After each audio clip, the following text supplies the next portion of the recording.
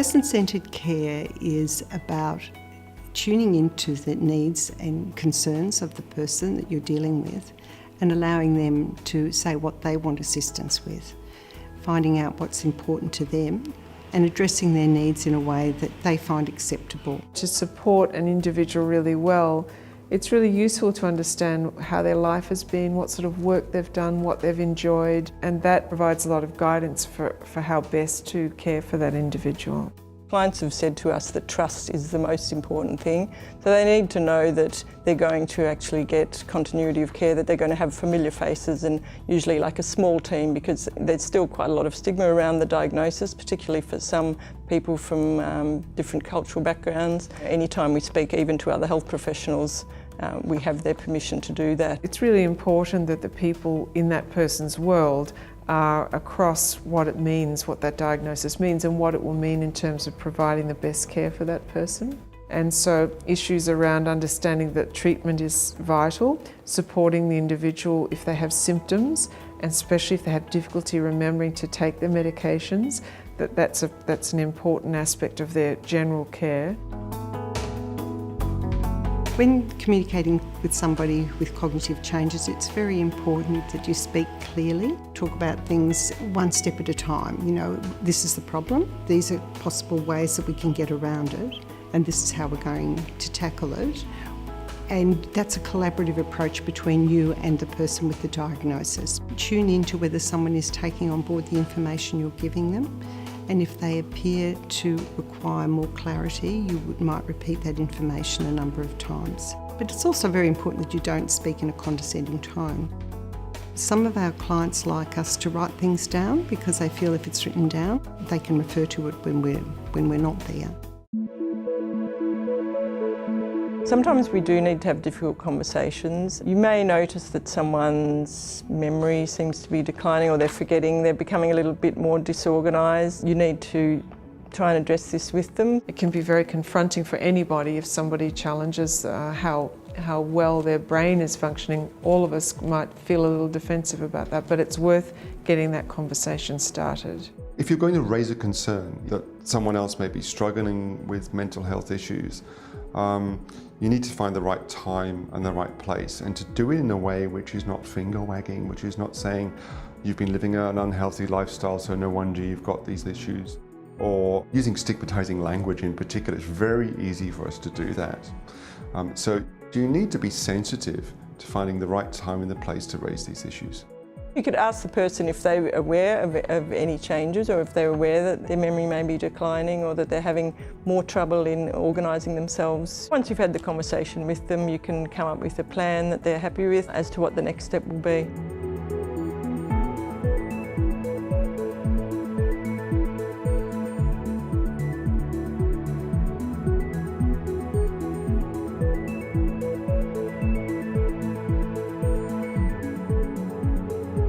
So I think it's important to think about HAND in the context of wider mental health and well-being issues, and to recognise that there are very high rates of depression and anxiety in this group of people. It's important for carers to think about their own beliefs and attitudes that they may have regarding HIV and sexuality, and also around dementia, because negative beliefs might affect your ability to show empathy and to provide good support to the person that you're caring for. Yes, I've had 2 episodes of clinical depression, and I'm very well maintained. The wisdom is, the medical wisdom at least I received, was that after 2 distinct episodes that you remain on antidepressants. And so I'm on a selective serotonin reuptake inhibitor. When people get a diagnosis of cognitive change, they can become very isolated in their own world. They lose a certain amount of confidence. They tend to spend a lot more time at home. They don't go out. They become socially withdrawn, and they can become quite lonely. So it's very important that people are encouraged to make the most of what they can do and try and get out and see people and do other things. And there's still an awful lot they can do. They just have to do it slightly differently. We have very good evidence that peer support is one of the most effective ways of engaging with people with a chronic illness, which can be socially isolating. people with HIV, with a similar background, similar experiences, to come together, and that they can build skills together, and most especially build resilience to deal with the impact of living with HIV. The people around the person who has that illness are challenged in terms of needing to give a lot of time and understanding, patience and forbearance to try and make the person they care for, to make their life as good as possible in terms of living with their illness, getting the right treatment, getting the right medical appointments and timing. But it can be exhausting, and there's very good evidence, broadly speaking, that carers of people with mental health problems and dementing problems suffer tremendously, and in fact are at risk themselves of very similar illnesses. So I think it's really critical that carers, including professional carers who may have a heavy workload of people with dementia or mental health problems, seek advice and support and care as needed. Sometimes our visits can be more for the carer than for the client, and that might be around strategies as to how to care for that person, or education about some issues that they may have, that the client might not be that concerned about, but the carer is. It's very important that we empower people to do as much for themselves as possible. So we would be trying to assist people to continue with all the daily tasks, such as cooking and dressing and social engagement. If the person is unsure or lacks confidence in performing daily tasks, a carer could work with them in order to enhance their independence, not to do things for them, but to empower them to do as much for themselves as possible.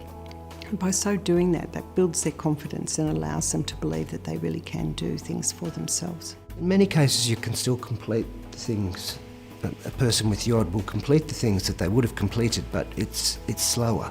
One of the things that I've found very hard to adapt to, probably the only thing, is that a lot of people feel a tendency to consider helping taking you away from the task and doing it themselves, which is not helping. And that's about the only thing that upsets me when someone does that. People with cognitive changes don't have to stop doing what they've done before. They don't have to stop participating in the community. They don't have to take a different role in the family. They just have to learn to do things slightly differently.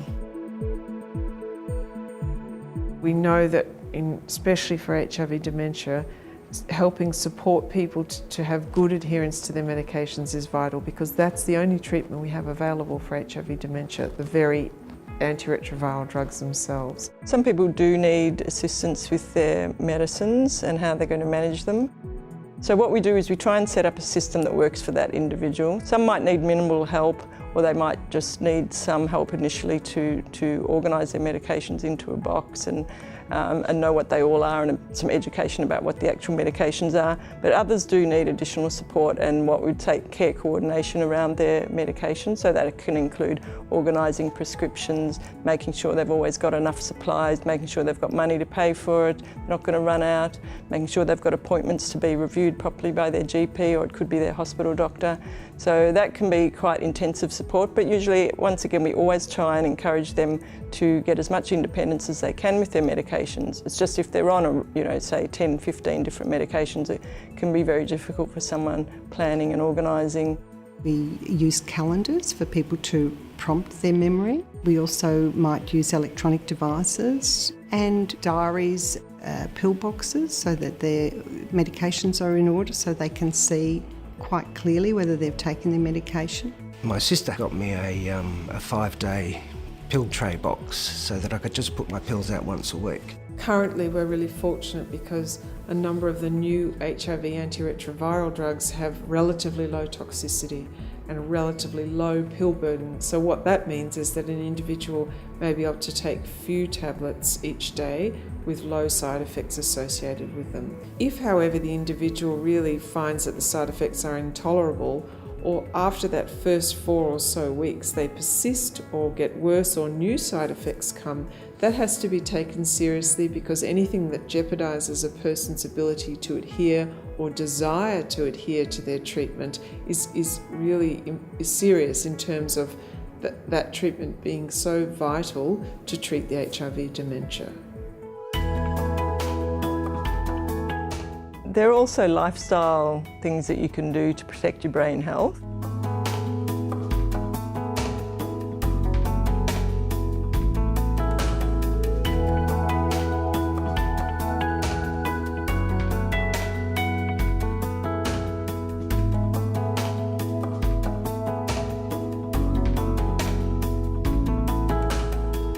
So we can help people look at all of those issues if they're interested in addressing, say, excessive alcohol use or other drugs.